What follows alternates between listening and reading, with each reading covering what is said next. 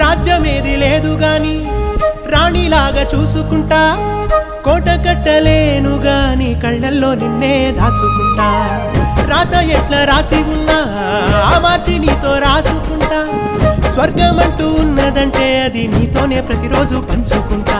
నిన్ను గన్నవి నాన్న కన్నా అల్లారు ముద్దుగా సాదుకుంటా. నీకు కోపం వస్తే కొంత దూరం ఉంటా, నువ్వు గీత గీస్తే నేను దాటనంటా. కంట నీరు కంటి రెప్ప దాటకుండా కాటుకై కావలుంటా. రాంబాయి నీ మీద నాకు మనసాయనే.